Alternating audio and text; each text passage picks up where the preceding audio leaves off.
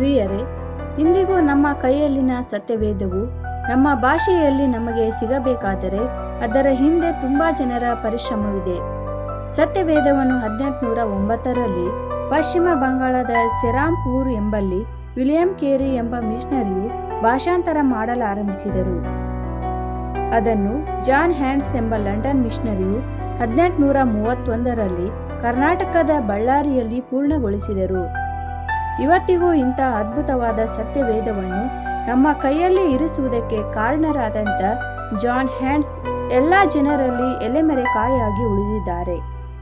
ಇವರು December 5, 1780ರಲ್ಲಿ ಐರ್ಲೆಂಡ್ನ Dublin ಎಂಬಲ್ಲಿ ಜನಿಸುತ್ತಾರೆ ಮತ್ತು ಇಂಗ್ಲೆಂಡ್ನ ಗೋಸ್ಪೋರ್ಟ್ನಲ್ಲಿ ತಮ್ಮ ಅಧ್ಯಾಯವನ್ನು ಮುಗಿಸುತ್ತಾರೆ. 1809ರಲ್ಲಿ ಲಂಡನ್ ಮಿಷನರಿ ಸೊಸೈಟಿಯು ಇವರನ್ನು ಭಾರತಕ್ಕೆ ಕನ್ನಡ ಮಿಷನರಿಯಾಗಿ ನೇಮಿಸಿತು. ತಕ್ಷಣ ಅವರು ಭಾರತಕ್ಕೆ ಹೊರಟು ಮೇ 5, 1810ರಲ್ಲಿ ಮದ್ರಾಸ್ಗೆ ಬಂದು ತಲುಪುತ್ತಾರೆ. ನಂತರ ಅವರು ಬಳ್ಳಾರಿಗೆ ತೆರಳಿ ಮಿಷನರಿ ಸ್ಟೇಷನ್ ಅನ್ನು ಸ್ಥಾಪಿಸಿದರು ಮತ್ತು ಕನ್ನಡ ಭಾಷಾ ಅಧ್ಯಯನವನ್ನು ಪ್ರಾರಂಭಿಸಿದರು. ಕನ್ನಡ ವ್ಯಾಕರಣ ಪುಸ್ತಕವನ್ನು ಪ್ರಕಟಿಸಿದರು. ಕನ್ನಡ ಜನರಿಗೆ ಅವರ ಸ್ವಂತ ಭಾಷೆಯಲ್ಲಿ ಸತ್ಯವೇದವನ್ನು ಒದಗಿಸಬೇಕು ಎಂಬ ಅಂತಿಮ ಗುರಿಯನ್ನು ಹೊಂದಿದ್ದ ಜಾನ್ ಹ್ಯಾಂಡ್ಸ್ ರವರು 1811ರಲ್ಲಿ ಬಳ್ಳಾರಿ ಸುತ್ತಮುತ್ತಲಿನ ಹಳ್ಳಿಗಳಿಗೆ ಕನ್ನಡ ಮಾಧ್ಯಮ ಶಾಲೆಗಳನ್ನು ಪ್ರಾರಂಭಿಸಿದರು ಮತ್ತು ಕನ್ನಡದಲ್ಲಿ ಸೇವೆಗಳನ್ನು ನಡೆಸುವ ಸಭೆಗಳನ್ನು ಸಹ ಪ್ರಾರಂಭಿಸಿದರು. ಇಷ್ಟೆಲ್ಲ ಭಾರದಿಂದ ಬಂದಂತ ಅವರಿಗೆ ಸೇವೆಯಲ್ಲಿ ಒಂದು ದೊಡ್ಡ ಸಂಕಷ್ಟ ಕಾದಿತ್ತು. ಭಾರತಕ್ಕೆ ಬಂದ 2ನೇ ವರ್ಷದಲ್ಲಿ ತನ್ನ ಪತ್ನಿ ಸಾರಾ ಸಿಲ್ವರ್ ಸ್ಮಿತ್ ಅವರನ್ನು ಕಳೆದುಕೊಳ್ಳುತ್ತಾರೆ. ಹೆಚ್ಚಾಗಿ ಸೇವೆಯ ಭಾರವನ್ನು ಹೊತ್ತ ಜಾನ್ ಹ್ಯಾಂಡ್ಸ್ ರವರು ಭಾರತದ ಹವಾಮಾನ ಪರಿಸ್ಥಿತಿಗಳಿಂದಾಗಿ ತುಂಬಾ ದುರ್ಬಲರಾದರು. ಆದರೂ ಸತ್ಯವೇದವನ್ನು ಕನ್ನಡಕ್ಕೆ ಭಾಷಾಂತರಿಸುವ ಹಂಬಲವು ಅವರನ್ನು ಬಲಪಡಿಸಿ 1831ರಲ್ಲಿ ಭಾಷಾಂತರವನ್ನು ಪೂರ್ಣಗೊಳಿಸಿದರು. ಆದರೂ ತೀವ್ರ ಅನಾರೋಗ್ಯವಿದ್ದ ಕಾರಣ 1835ರಲ್ಲಿ ಚೇತರಿಸಿಕೊಳ್ಳಲು ಮತ್ತೆ ತಮ್ಮ ದೇಶಕ್ಕೆ ತೆರಳಿದರು.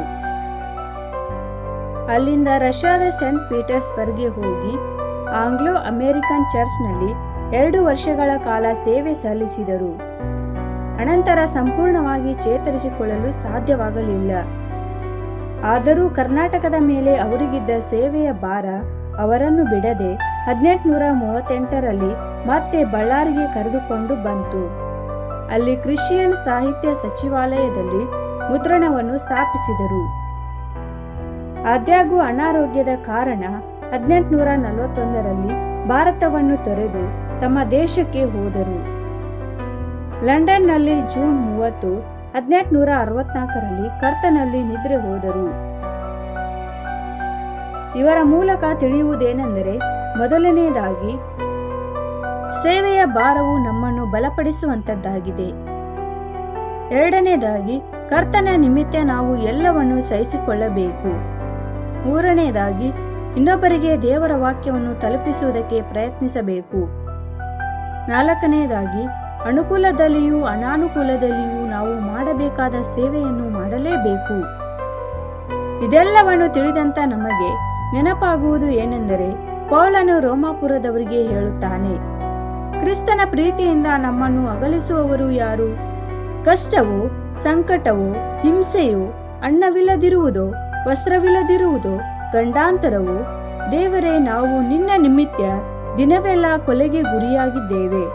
ಜನರು ನಮ್ಮನ್ನು ಕೊಯ್ಗುರಿಗಳಂತೆ ಎಣಿಸಿದರು.